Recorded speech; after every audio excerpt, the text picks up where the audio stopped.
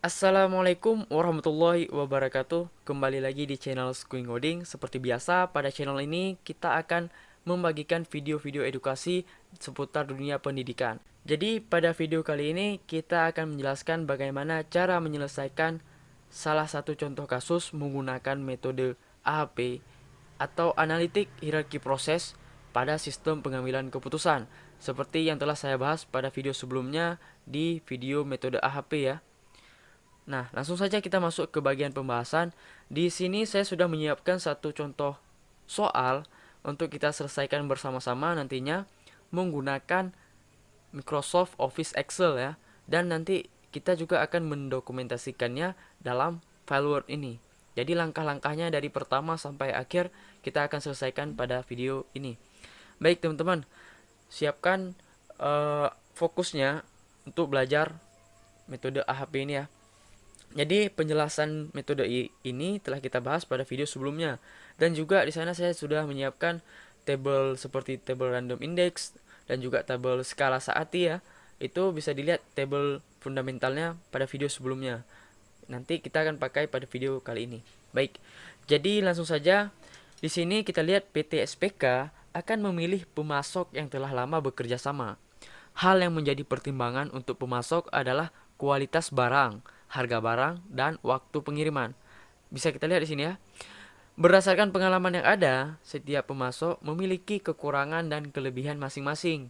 Jadi para pengambil keputusan menyatakan bahwa pertama, kualitas barang itu lebih penting daripada harga barang. Kedua, kualitas barang mutlak penting daripada waktu pengiriman. Dan yang ketiga, ada harga yang lebih penting daripada waktu pengiriman.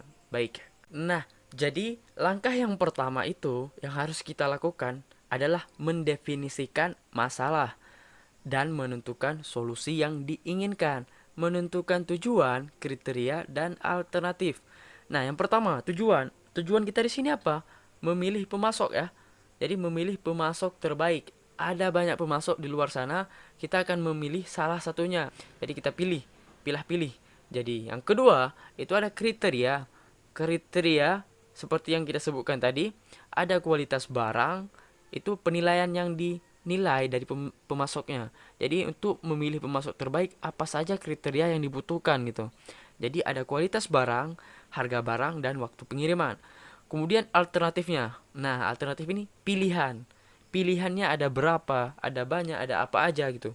Jadi kita lihat di sini alternatifnya ada yang pertama UD Maju Jaya, yang kedua ada UD Sejahtera, dan yang ketiga atau yang terakhir adalah UD Mandiri Bersama gitu ya. Jadi ada tiga alternatif, tiga kriteria, satu tujuan. Baik. Kemudian langkah yang kedua, membuat struktur hierarki. Nah, di sini saya sudah membuat ya. Jadi seperti yang saya jelaskan pada video sebelumnya, bahwa dalam metode AHP tujuan adalah puncak hierarki. Dia hanya memiliki satu elemen, tidak boleh lebih. Jadi tujuan kita sini adalah memilih pemasok, bisa kita buat sini terbaik ya. Intinya seperti ini. Memilih pemasok terbaik. Kurang lebih seperti ini ya. Oke. Kemudian di bawah memilih pemasok terbaik, kita lihat ada kriteria. Yang pertama ada kualitas barang, harga barang, dan waktu pengiriman. Kita akan menuju ke langkah ketiga. Nah, ini mungkin saya tidak menjelaskannya di video sebelumnya karena ingin bahas lebih lengkap di sini. Jadi yang langkah ketiga itu kita harus membuat matriks berpasangan atau disebut juga dengan pairwise comparison gitu ya. Dalam kasus ini memiliki tiga buah kriteria. Yang pertama kualitas, yang kedua harga, dan waktu. Jadi saya singkat tadi ya, kualitas barang jadi kualitas saja ya. Kemudian harga barang jadi harga, dan waktu pengiriman menjadi waktu. Jadi dia disebut dengan C atau bahasa Inggrisnya kriteria. Dan tiga buah alternatif yaitu E, UD Maju Jaya, UD Sejahtera, dan UD Mandiri Bersama. Kemudian kita lakukan 4 kali perbandingan berpasangan sebagai berikut. Yang pertama, perbandingan antar kriteria yang akan membentuk matriks 3x3. Apa nih maksud matriks 3x3? Nah, jadi kriteria kita kan ada 3. Nah, nanti saat kita melakukan perbandingan berpasangan, itu akan membentuk matriks 3x3. Nanti kita lihat. Begitu pula yang di bawahnya alternatif kita lakukan masing-masing alternatif. Jadi alternatif terhadap kriteria kualitas dan juga akan membentuk matriks 3x3 karena alternatifnya ada 3. Misalkan alternatifnya ada 4, mungkin akan membentuk matriks 4x4 gitu ya. Ataupun mungkin 4x3 dan sebagainya. Nah, yang kedua juga ada perbandingan masing-masing alternatif terhadap kriteria harga dan alternatif terhadap kriteria waktu gitu ya. Baik, ini jelas ya definisinya dulu. Langkahnya jelas. Ini kita belum masuk ke bagian teknikalnya. Oke. Baik. Kita lihat di sini dari masing-masing perbandingan berpasangan kita akan menghitung vektor eigen. Nah, nanti ini akan ada di langkah keempat ya. Nah, jadi sekarang kita masuk lebih dalam di langkah ketiga. Nah, jadi berdasarkan asumsi para pengambil keputusan, kita ubah dalam bentuk kuantitatif. Jadi yang telah dijelaskan tadi oleh si ahli ataupun pengambil keputusan di mana kualitas lebih penting daripada harga, sekarang kita mengubahnya dalam bentuk kuantitatif. Bagaimana caranya? Kita lihat tabel Saati. Nah, di tabel Saati bisa lihat di video sebelumnya, saya sedikit ingat ya. Jadi bahwa lebih penting itu berada pada skala 5. Nah, jadi kita buat di sini skala 5. Oke. Kemudian kualitas mutlak penting. Nah, ini mutlak penting. Mungkin ada kesalahan di video sebelumnya dikit. Intinya mutlak penting ini skalanya 7. Nanti mutlak lebih penting itu skalanya 9. Itu perbedaan bahasa saja. Cuman tujuannya sama ya. Jadi mutlak lebih penting itu ada berada di atas mutlak penting gitu. Kemudian ada harga lebih penting itu daripada waktu, skalanya atau skala saatinya itu 5 gitu ya. Jadi jelas ya. Kualitas lebih penting daripada harga, kualitas mutlak penting daripada waktu, harga lebih penting daripada waktu. Kita lihat terdapat subsistem hierarki dengan sejumlah kriteria C sama dengan C1, C2 sampai Cn. Maka matriks perbandingan berpasangan untuk membandingkan satu kriteria dengan kriteria yang lain dibuat dalam bentuk matriks sebagai berikut. Nah, kita lihat tabel 1 matriks perbandingan berpasangan untuk kriteria. Nah, nanti sebelum kita mencari nilainya, kita bisa lihat tabel ini ya. Jadi C1 dengan C1 di sini ada A11, A12 dan A13. Apa nih maksudnya? Bisa dibilang ini A ini indeks ya. Indeks, kemudian satu ini kolom.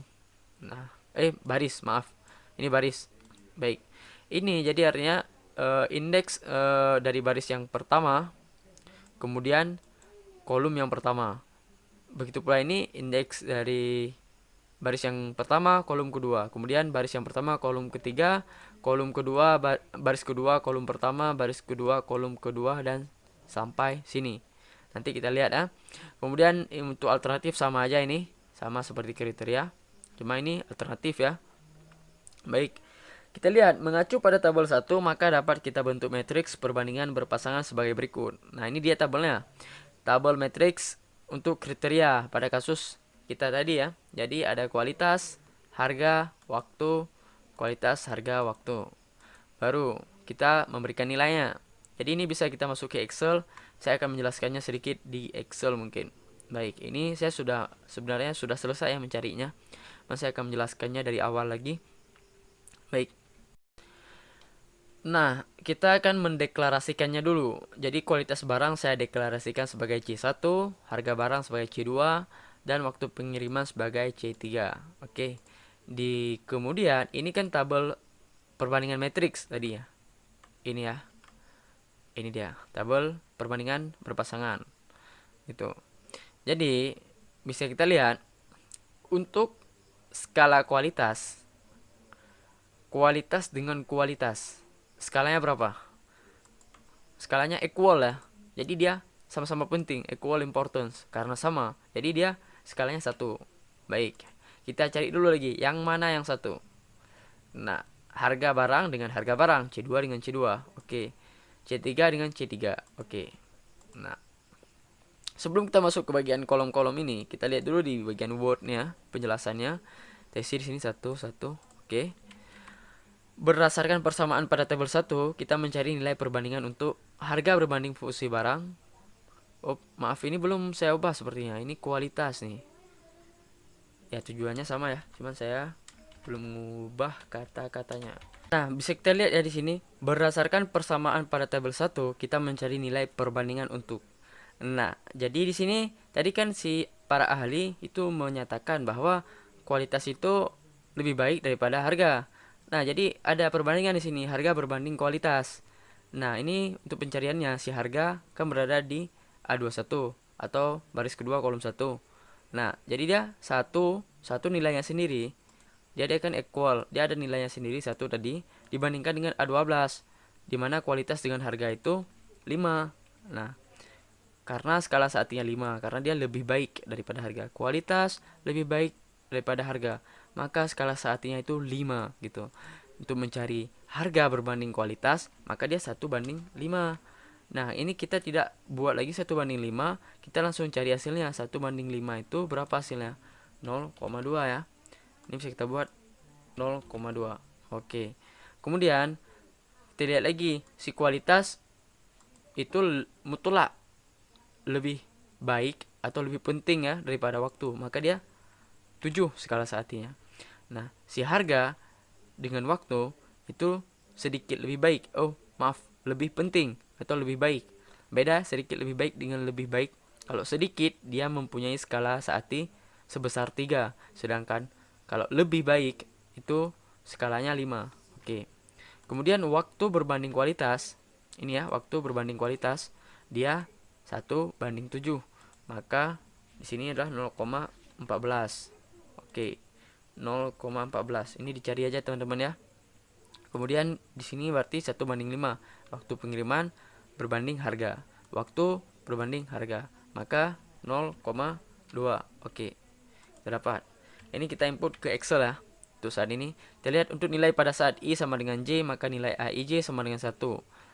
Dalam hal ini berarti A11 1, A22 1, maaf ini bukan A22 nih. Oh ya betul, A22.